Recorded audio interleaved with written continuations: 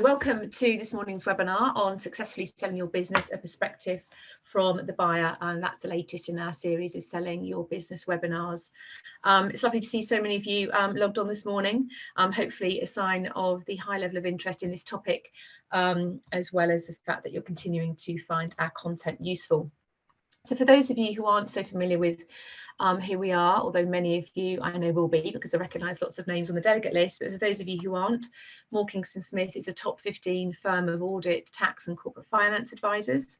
We work with clients across a whole range of commercial sectors, as well as not-for-profit and private clients. And in our West End office, we've got around 7 partners, 100 people all working on media and marketing services clients. We're part of More Global, which is an international network. We've got firms across over 100 different countries, and we regularly team up with our colleagues across the globe to give cross-border advice to clients and support them with their international growth aspirations. And obviously that includes M&A opportunities. So the media and marketing services M&A market has been particularly active during 2021, and our latest research shows that 2021 produced almost twice as many deals in the UK as 2020, and deal activity has really sort of outstripped anything that we've seen pre-pandemic. Seller confidence seems to be back with a vengeance, as well as buyer appetite, and driven in the latter half of 2021 by the lifting of the COVID measures and the strengthening of the UK economy. And for many businesses, the pandemic really has led to a sort of strategic reset of their business and encouraged much more of a focus on investing to thrive rather than just surviving. Certainly the pursuit of growth is definitely back on the agenda for many, and often M&A is a preferred approach to accelerate that desire for growth. Private equity are certainly very active in this space, and the interest from private equity as well as from trade buyers has become increasingly competitive and has led to some attractive pricing, which I'm sure is part of also the reason why the seller's appetite has also gone up as well. So in some of our recent webinars, which are all available online, we've explored what potential sellers should be considering when preparing their business for sale, highlighting the possible pitfalls and looking at how you can prepare your business for sale and maximise your value. And in our webinar back in September, we focused on the private equity acquirers and the real benefits of selling to private equity. Today, we're going to be looking at the buyer perspective and looking at the things that acquirers focus on when they are looking to buy and assessing an acquisition. So I'm delighted to be joined by Barrie Brien, CEO of STRAT7, and Simon Rhind-Tutt, founder of Relationship Audits. And they'll be joining Dan Lehman, Director in our Corporate Finance Department, for what I'm sure will be a very interesting panel discussion. So for those of you who don't know Barrie, Barrie is founder and chief executive of private equity backed STRAT7 Group. They are a marketing and customer analytics consultancy.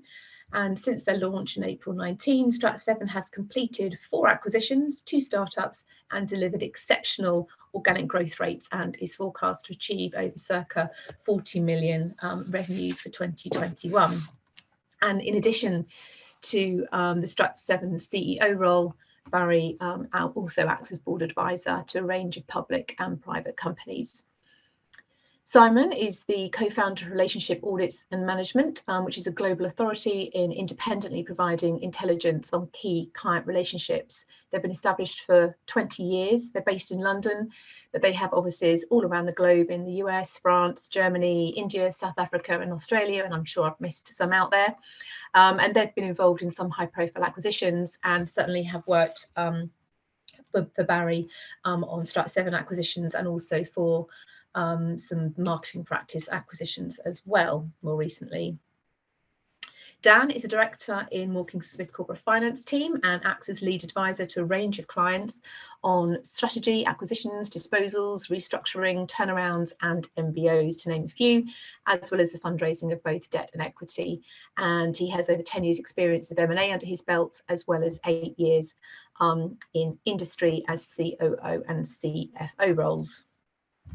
But before we launch into the panel discussion, Paul Winterflood, Corporate Finance Partner at Kingston Smith, will be providing the latest M&A update, covering activity from the last quarter of last year, as well as a complete overview of last year's activity as well.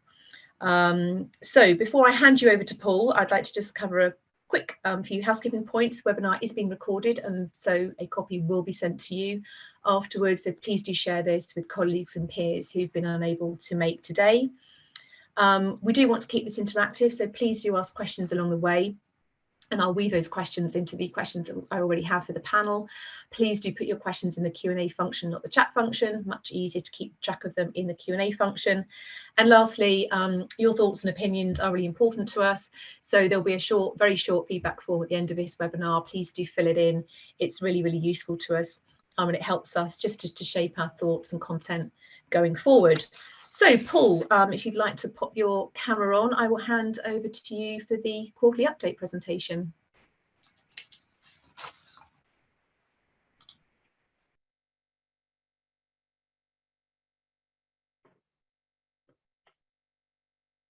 Thanks, Esther. Good morning, everyone. Hopefully you can see my screen. But firstly, thank you very much, everyone, for joining this webinar. Great to see so many of you on. Firstly, just a quick introduction to the corporate finance team at Kingston Smith and what we do. So in the corporate finance team here, we advise on a range of transactions, providing buy and sell side advice, as well as debt and equity fundraising, as well as strategic advice in advance of processes as well. The team has been growing quite rapidly over the last few years, and we're now up to around 22 of us, I think. And last year we worked on close to 60 transactions in total, with around a third of them in the media and marketing services sectors. So it's a big sector focus for us. In the media and marketing services sectors, we have a heavy focus on sell-side M&A, as well as preparing agencies and businesses in the sector in advance of a sale process. So as Esther mentioned, we're going to start with a review of M&A activity in the sectors, looking back at 2021, some of the trends, highlighting some notable transactions before concluding with our forecast for the year ahead. Firstly, for those of you that haven't joined before, we track deals on a quarterly basis and publish a report on M&A activity every quarter. This analyzes the media and marketing services sectors and captures deals where there's either a UK buyer or seller.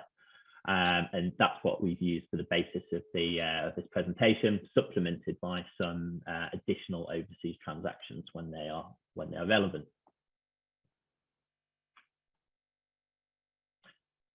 So firstly, just in terms of the numbers, Esther mentioned that 2021 significantly surpassed the performance in 2020, and you can clearly see that here.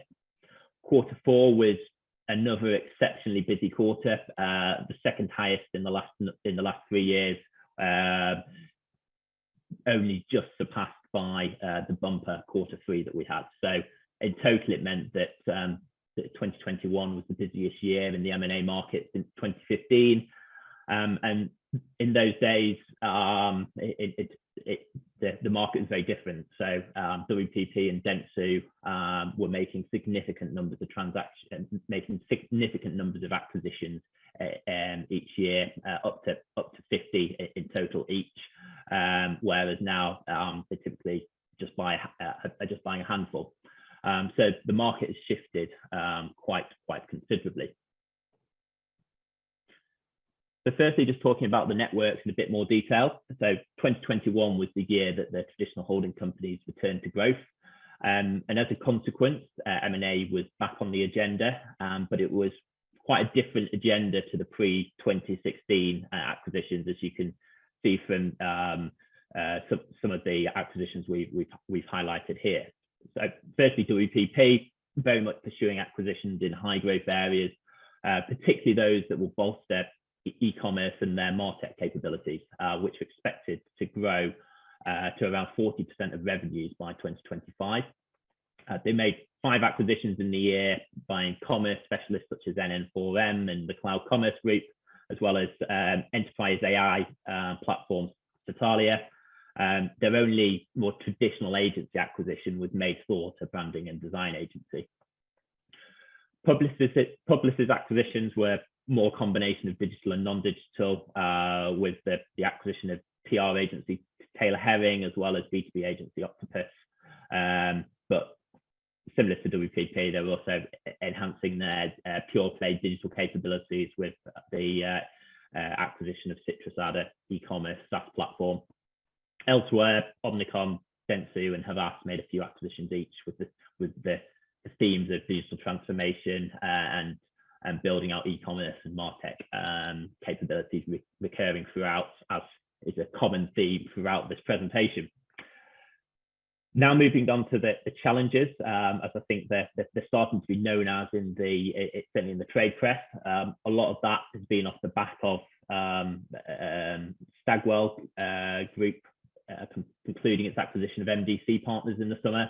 I think there's quite a lot in sort of quarters Q and 3 about where they were very much positioning themselves in interviews as being the challenger holding company, wanting to offer an alternative to the traditional networks, and they're definitely one to watch out for in the world of M&A in the coming years ahead. And they've certainly been acquisitive over the last few years, but mainly in the US. Another factor at Stagwell was that I think they noted that they were managing nearly $5 billion worth of media spend, and that's a figure that's been only added to with the acquisition of Good Stuff, which was confirmed in the first week of the year. So I think they're definitely one to watch out for in the year ahead. The other challengers, S4 have been very, very busy, by no less than 12 agencies last year, with again the same themes of companies being bought, with performance, e-commerce, data and analytics capabilities complementing their existing creative agency acquisitions. And I think everybody fully expects them to be just as acquisitive, if not more acquisitive, in 2022. And then the final challenger we're noting here is the Brandtech Group. Up till a couple of weeks ago, they were known as You and Mr. Jones, and I guess the difference here is that they were a bit quieter M&A wise, with just one acquisition in 2021, and that was of a Brazilian data and analytics and MarTech specialist called VP6. I think the interesting point with the Brandtech Group is we're highlighting them as a challenger, but they are the world's leading enterprise level MarTech group, and so in many regards the networks are trying to emulate and replicate what the Brandtech Group already achieved.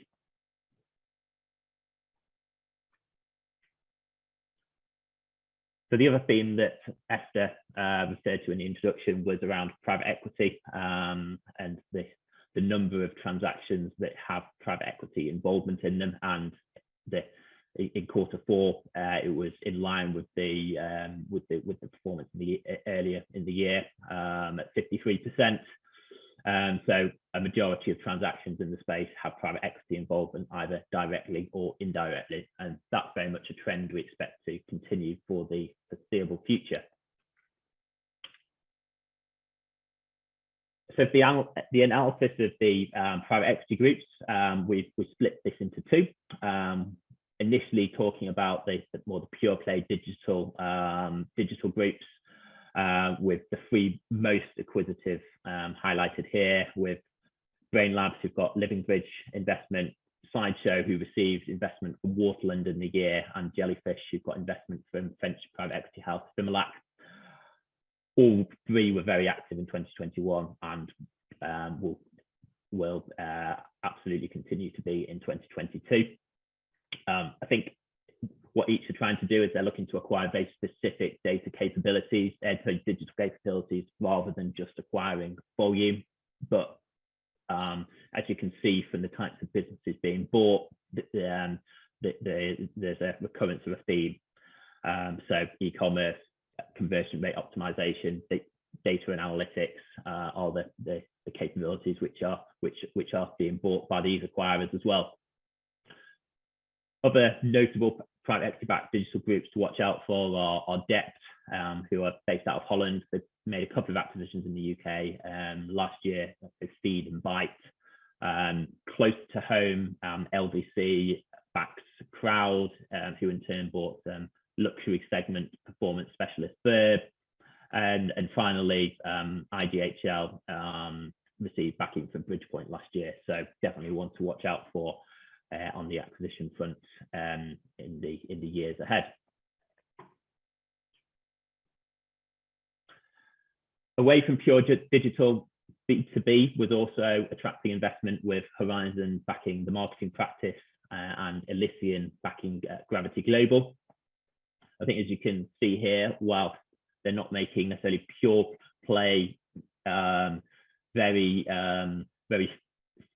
focused digital acquisitions, they're still buying digital capabilities. So the marketing practice bought Omobono, a digital experience agency, as well as Kingpin Communications, media and audience insight business.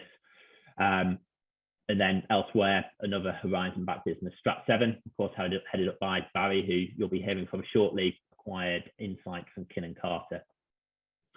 And then just concluding the roundup, a couple more traditional groups. So Headland, a PR agency, received backing from LDC, so another one to watch. And then another quite acquisitive business, MSQ, made 3 acquisitions in the year, most recently their branding and design agency, Elmwood.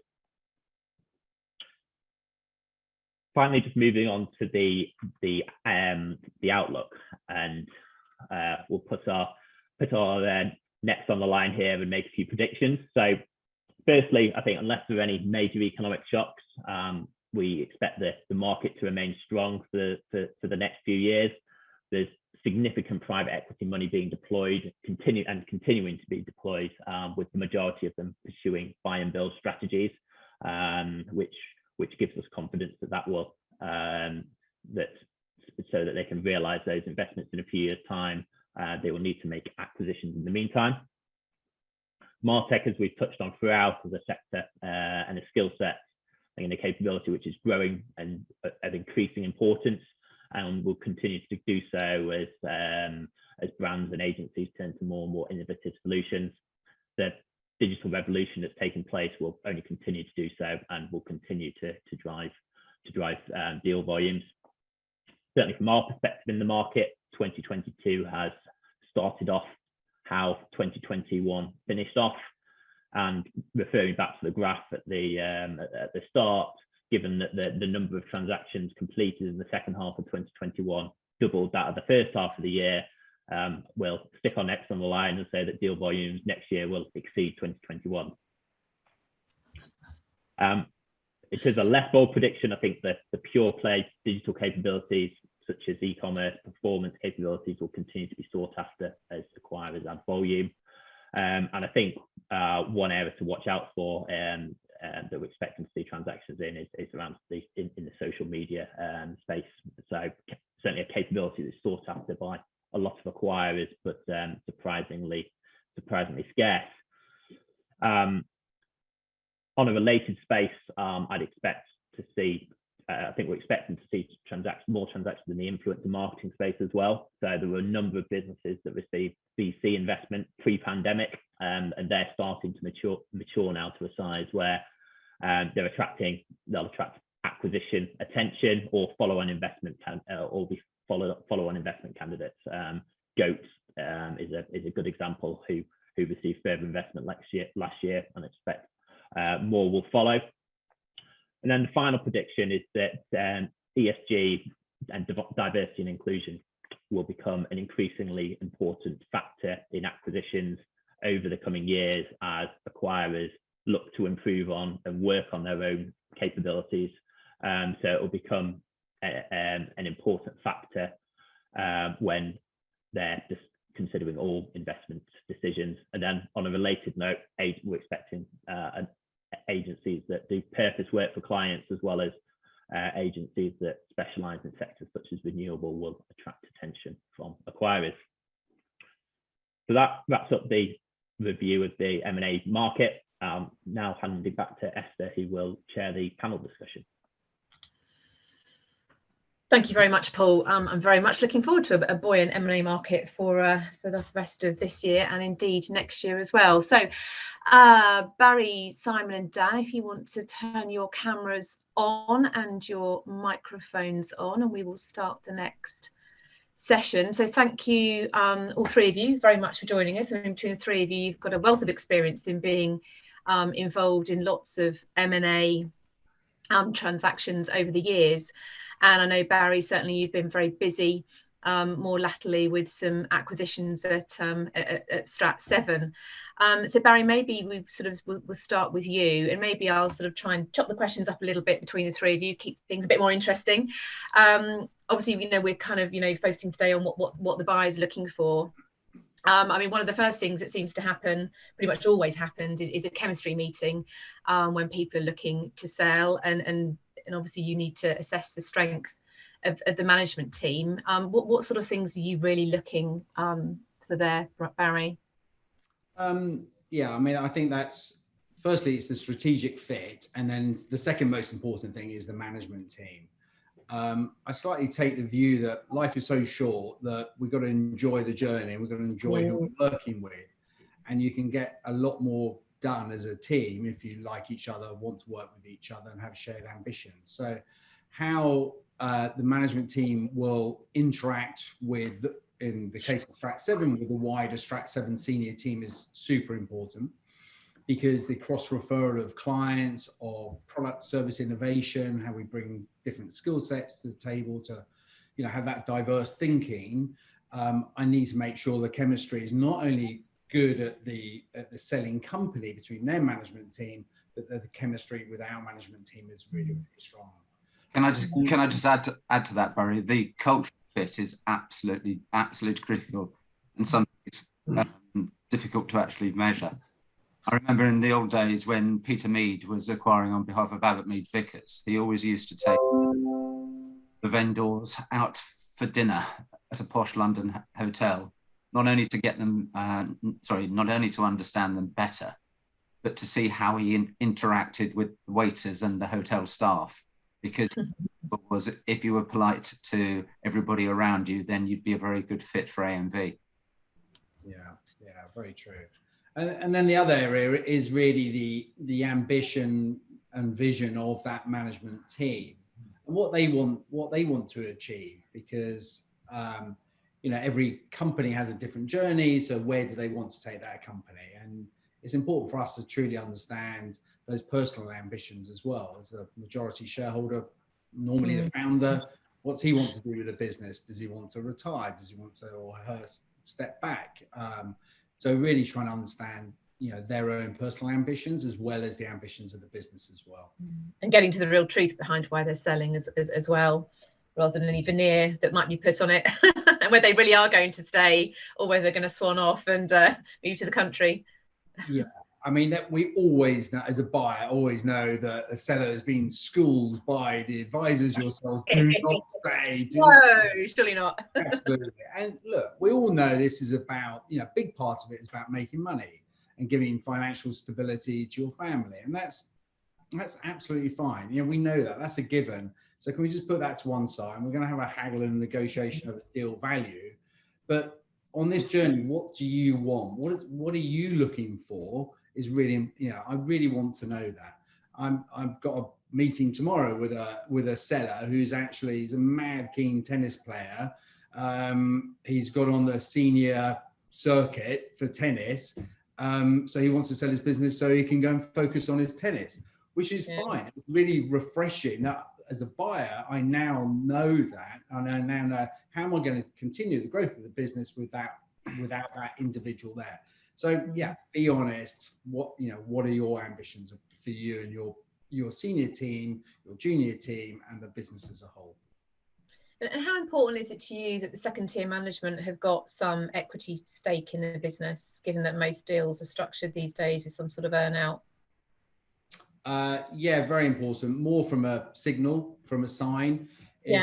Typically, if I see a business that's 100% owned, I won't go near it, because for me that just means, I know I'm being really broad brush, but it is about risk mitigation. If I see someone 100%, I think, okay, it's all about that individual, probably got a big ego. Is the second tier management good enough?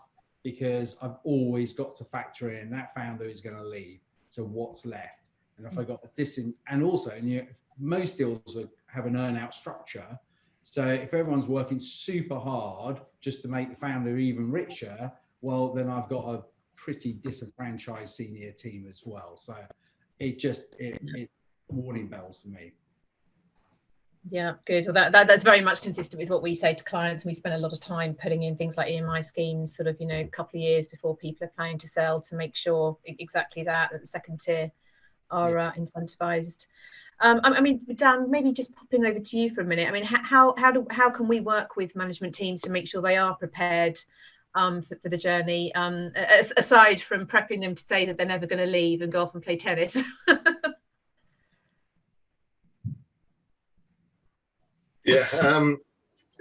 Obviously, there is some work on the story, but I think the key things, as Barry said, buyers are focused on what the leadership team are going to do in the future and what their plans are to accelerate growth. And often buyers want to see that they can help the leadership team to accelerate the growth. So understanding the different types of buyers and what they're looking for is also important. So it's not the same for every buyer. So in a business where the owner's looking to retire, like your tennis player, we can work with the owners over a few years to make sure they've got a high quality second tier management team who are incentivized and are bought into the vision and can, take the business forward with a new owner, and that can work really well. On the other hand, there's lots of owners who don't want to make the investment in time and cost of putting a succession team in place and developing the systems and controls that they need to manage the growth that's coming. And the kind of help they're looking for from a buyer is for them to supply that sort of infrastructure, HR teams and processes and things, and they just want to focus on actually continuing to sell the business and doing the stuff they enjoy. So I think, like Barry said, it's about understanding what the owner's aspirations are and then matching them to a buyer who can support those aspirations and make the business more successful in the future. And it's that simple. Absolutely. Thanks, Dan. Barry, you mentioned that strategic fit first, management team second, and I think I think increasingly strategic fit has become more important over the years, rather than just the multinationals doing buy and builds to scale. Strategic fit seems to be much further up the agenda. So what are you looking for, Barry, when you're thinking about strategic fit, and how do you assess that? So I've just signed heads on a deal, and obviously I can't say who it is, but for example, that is a strategic insight company, and they're focused on the CPG, the American or FMCG space. So for us as a group, STRAT7, we don't have many of the the P&Gs, the Unilevers, the Mondelez, the SC Johnson, and for me that's a super interesting area, because there will be more direct to consumer. How do the Unilevers of the world go direct to consumer in their brand, their marketing strategy, customer databases, setting them up, growing customer lifetime value, blah, blah, blah. So that's a really interesting area for us. That's what I've been looking at. And so that company fits perfectly into that area for us. And we're very clear about the gaps in our offer and what we need to fill. So I think it's really important in the old days, I used to say to companies, just get a really good commercial lawyer and they can haggle over the SBA and help you. They've seen all the deal structures. I think now the advisors have even a more important role, because there's so many different buyers out there than before. When I started, Interpublic and Saatchi & Saatchi, it was really, the big four and then a few challenger groups. Now it's just a plethora of different buyers, and we all have different needs. After doing a buy and build in a private equity backed business, we have very different metrics, return metrics. I've got to present to the investment committee, banks.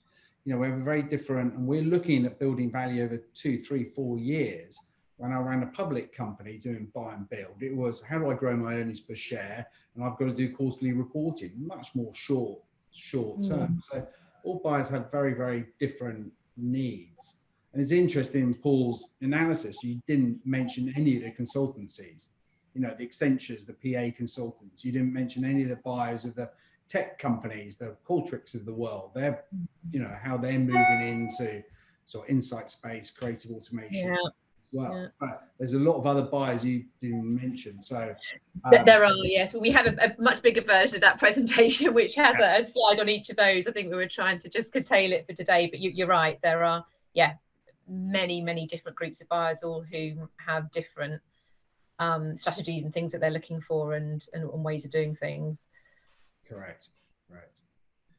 So I think the strategic fit is really important. The buyer needs to be very clear of what the gaps are, how that company is going to fit, how we're going to help grow that business. And, you know, Simon and I have worked with each other for over a decade now on deals, and actually doing the client due diligence is super important, not only just to see are the clients happy, but how does the management team interact with Simon, how strong are their client relationships, and I'll let Simon go into it, but then what are the growth opportunities, what the client's looking for, and then I can see also how I can help that company grow, how will they fit in my stable of clients, etc. So that also really helps in the strategic fit. Yeah, because traditional diligence is a retrospective in terms of looking at the legals, looking at the financials. What we do with Barrie is we call relationship diligence, which is actually looking forward. Yeah.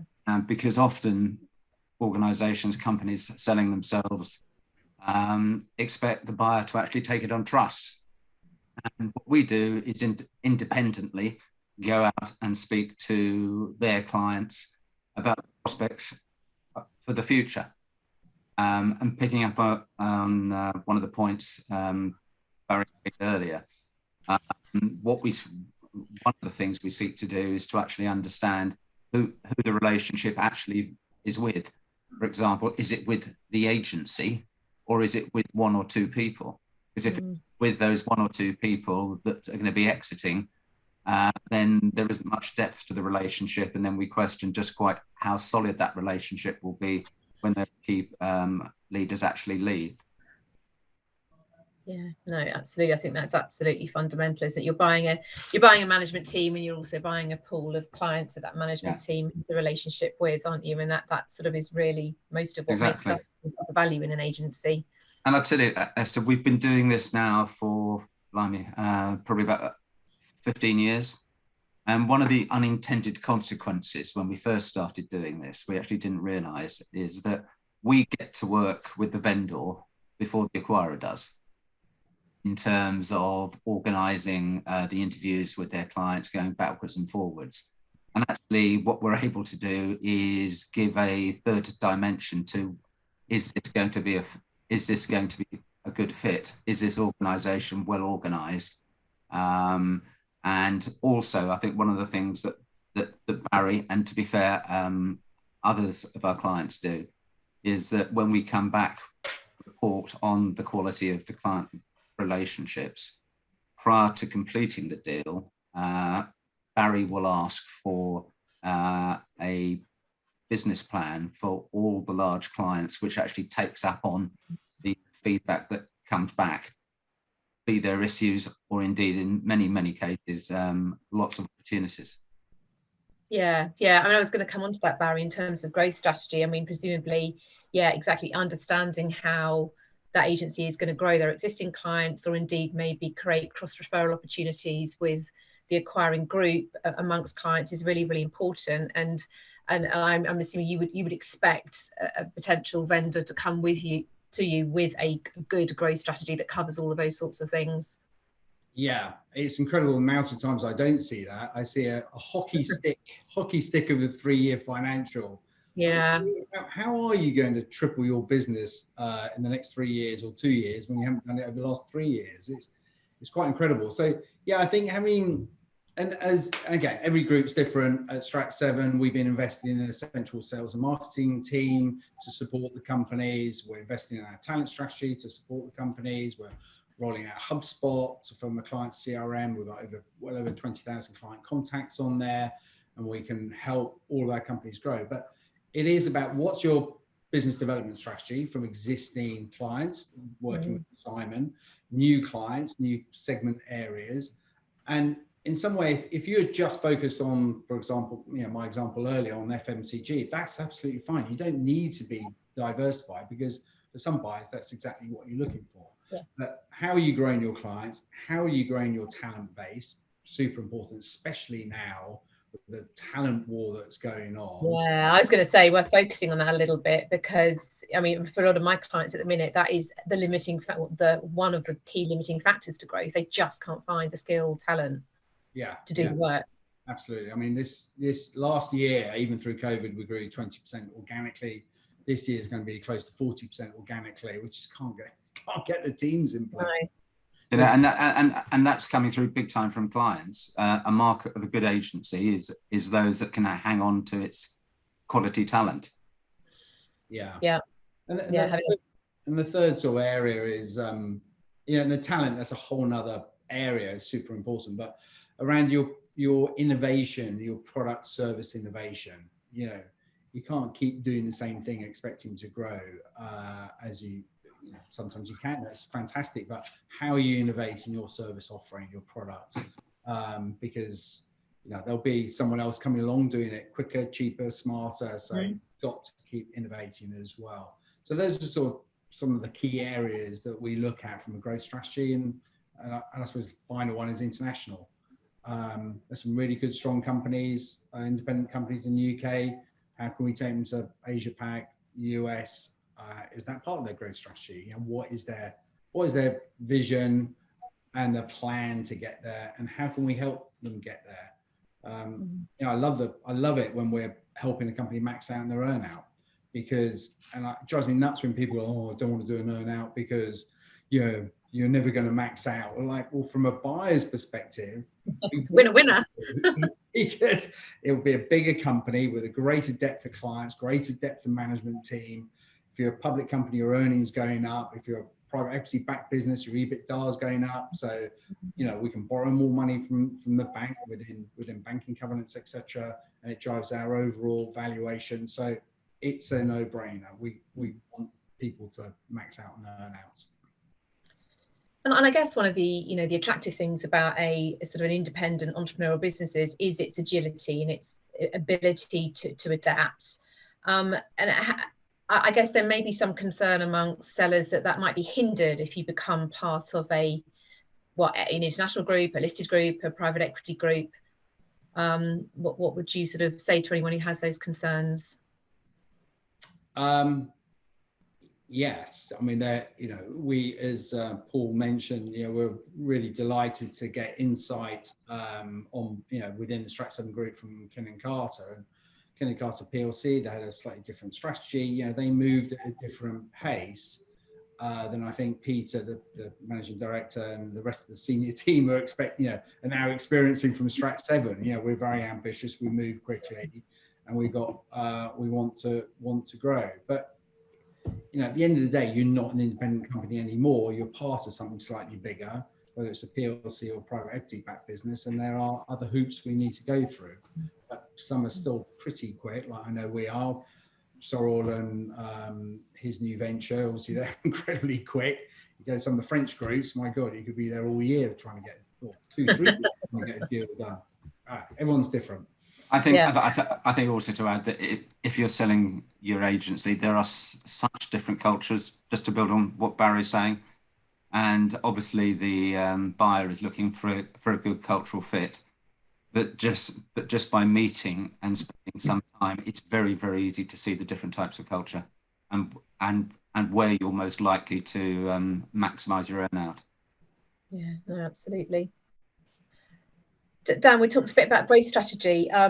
What sort of ways can you help clients develop a growth strategy that will be set out and laid out in a nice structured way to the likes of Barry, who sometimes doesn't even see one presented to him by Stella? Well, yeah. I mean, the first thing that I notice when I work with a lot of clients is often they say we've got a growth strategy, and they show me the growth strategy, and it isn't a growth strategy. Well, it may be a list of some very good tactical initiatives that they have. That's often the case. Sometimes it's a really, really, really long list of tactical initiatives that they've started, but never seem to finish because the day-to-day stuff gets in the way, and the business takes priority over the tactical initiatives, and you can just have a huge long list of these great ideas that either have been started or haven't been started and don't really link back to anything. So I think the first thing for me is to really try and understand what you're trying to achieve as an owner, for starters, or a group of owners. I think then you need to identify what are the key drivers to make that successful and make that happen. And then you need to ruthlessly focus on delivering those key things that are going to drive the growth that's going to meet your aspirations. And you shouldn't do it in a bubble. I don't care how good your board is only a number of people. And, Simon and Barrie both talked about the importance of, getting a view at sale or for a buyer on your clients. But you should be talking to your clients all the time. You should have your own client feedback programs going that give you their view on how you're performing and raise any opportunities and things. And you should be building that into your strategy. You should also be doing the same with your employees, by the way. One of the other things I'm sure Barrie might do is, some employee due diligence, doing that, to help, not even just as part of your sales preparation, but to feed your strategy. If you need employees to grow, then understanding how engaged your current employees are, what they like and what they don't like, and what makes them stay and what makes them excited, enables you then to attract further talent. See, and that might be one of your business priorities. So, getting those external views is really key as well, and not just living in your boardroom bubble. On that front, I also would say this, but having an external advisor to help you along the path once you've got your strategy is key, to make sure you stay honest to it and hold yourself to account, and that you don't let the urgent push out the important, which is very common. I work with businesses in that way a lot. But the other key thing then is, once you've got your list, you've got to prioritize it, and then you've got to embed it throughout the business. So your management team hopefully have some smart objectives that they're all tied into and that they're working towards. They should all tie back to your priorities and the strategy. So it shouldn't just be a piece of paper that's presented to Barrie on the day of you meet him to tell him what the growth plan is, or any other buyer. It should be a living, breathing part of your business that everyone's year's objectives, priorities, development plans all feed up to and become part of your culture. And that's how you develop a proper strategic growth plan, in my view. Yeah, absolutely. And I guess, Barrie, a part of that strategic growth plan is going to be the financials. We haven't talked much about sort of hard financials, and financials obviously can cover a number of things, growth, percentages, margin, etc. I mean, what are you looking for in an acquisition, Barrie, in terms of the quality of the financials that you are seeing, and what is most important to you? Again, it's like, well, for me, I mean, especially with being private equity backed, the underlying profitability and growth. So EBITDA, super important, good KPIs in terms of, I mean, you can, revenue, profit per head, compensation to revenue ratio, but it's look at, how much client dependency is there, what's the client spread. What's really important, and again, a big role of the advisors, is to make sure the books are in order. I was middle of the deal last year, and the foreign exchange, there was a big FX gain, and they'd done it under Swiss accounting one year and UK GAAP accounting the other. So it just and the books are a mess, and the intercompany doesn't add up. So again, I've seen it too many times where an independent company will like, well, I don't need a proper full-time accountant. You've got to get the accounts and financials in the right state, because again, as a buyer, yes, you may be a fantastic company, but can I get this deal done is one of the questions I ask. Can I get it done relatively quickly and smoothly? Because it is massively distracting for the management team. And I've seen it so many times where, you know, at the end of the day, most marcom businesses, it's relationship based. So when those founders are distracted doing a deal, post deal, the business comes off. It absolutely, drops 9 times out of 10 because everyone's been distracted. And so if the process suddenly gets dragged out to 6-9 months, we will get the momentum, we lose the momentum and the excitement of it. And I know the business is going to be in worse shape because the founder's been distracted. So get the books in good shape. The financials need to be in good shape. Get the tax advice up front as well. So just make sure everything is going to run smoothly, because that execution of deal is a big risk that, again, I need to factor in. Yeah, I mean, that's certainly something that I always say to clients, you know, the second you know they're even thinking of selling, I would say, you know, they're going to ask you for monthly management accounts for the last 24 months. You need to be able to produce that within the space of a couple of weeks. If it's taking you 3 months to produce it, you know, the buyer's going to wonder why on earth it's taking you so long to produce such basic information.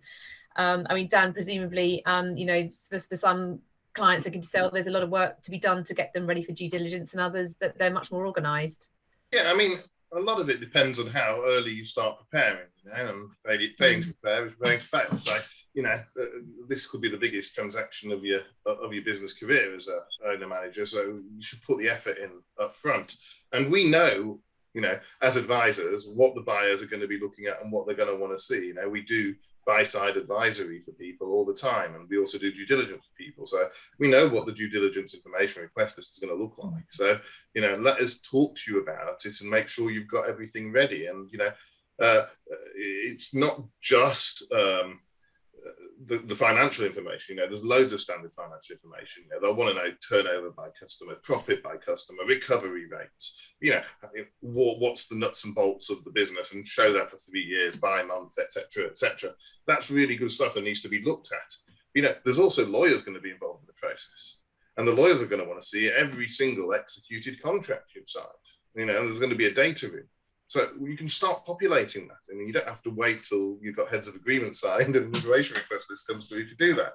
You know, you can be working on that well in advance, then putting all your leases, making sure they're there, making sure, you know, your employee contracts are up to date and, you know, in accordance with, you know, latest ACAS guidance, and they're not going to have any issues with them, and that they're all signed and that they're all filed somewhere. You know, all this stuff, you know, it's just, you've got to invest in making the time to do it before you go to market, before you at the stage where you ask for it. Because like Barry says, I've had the other side. I've been doing a due diligence on a client, on a target for a client at the moment, you know, and it was meant to start in October.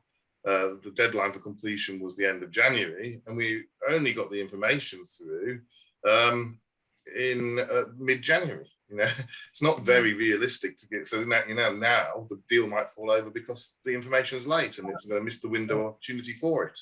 So, you know, it makes things really difficult when that happens. I think just building on that, Dan, what I'm amazed about is how few people coming to sale have regularly independently audited reviews of their client relationships.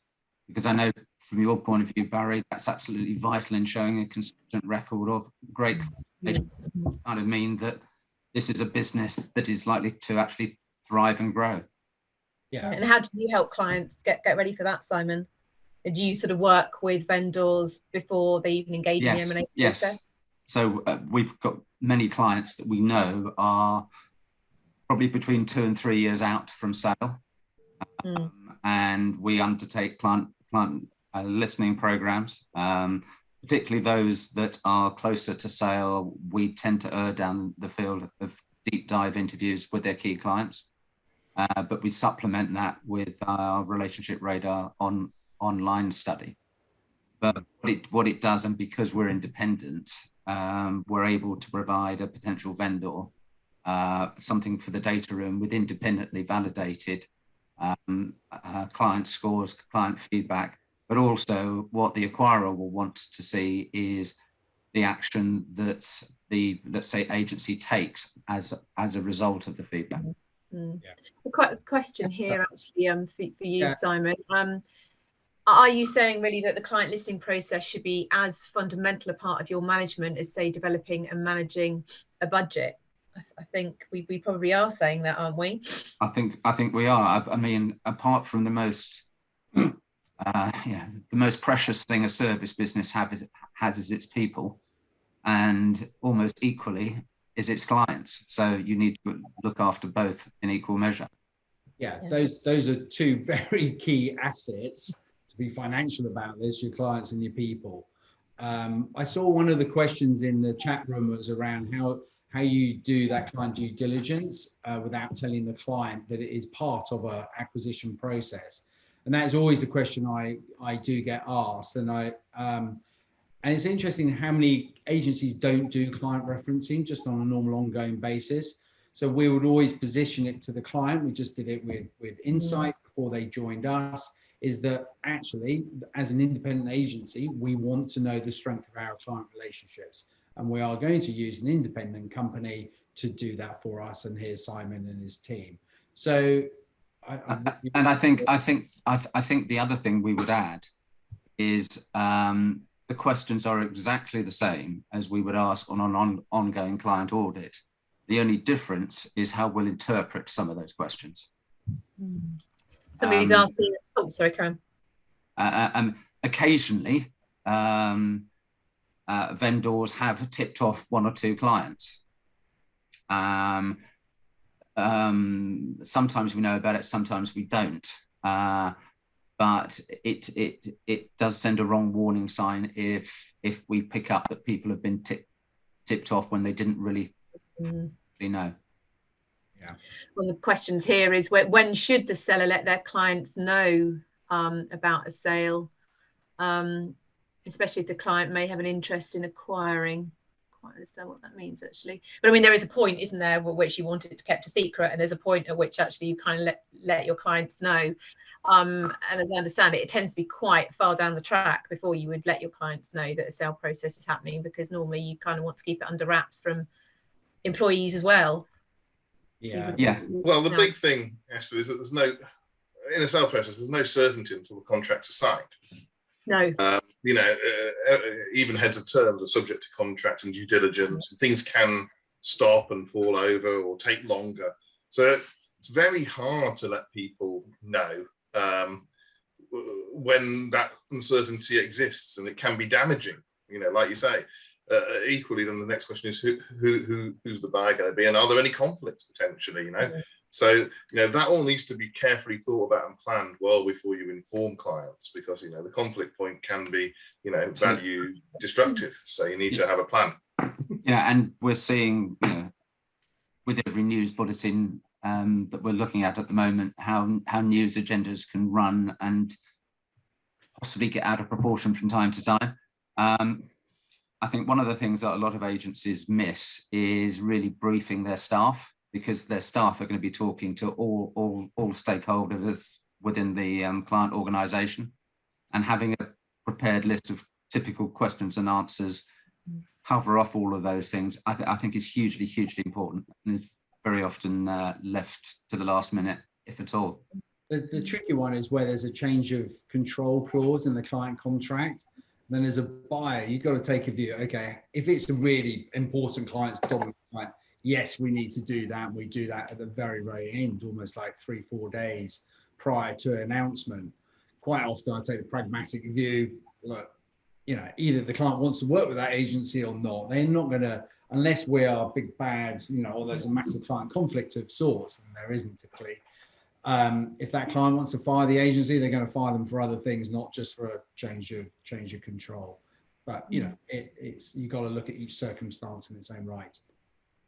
Yeah. There's a question here around. I have my own client feedback system. I use the Net Promoter Score. Is that sufficient, or would the buyer still want to do additional client due diligence on top of that? Well, I think. Definitely. I've obviously got a view on this. If you've got the Net Promoter Score, it's better not doing anything at all. The Net Promoter Score was originally designed as a B2C, not a B2B tool, and that I think clients such as Barrie want much more detailed, rigorous process. And that is why the large majority, certainly all our relationship diligence for big acquisitions, a large proportion of time goes into deep dive qualitative interviews with key players. I mean, there's one acquisition that Barrie has done in the last couple of years. And I think this is an important point. We're not just going looking for problems, we're looking for opportunities.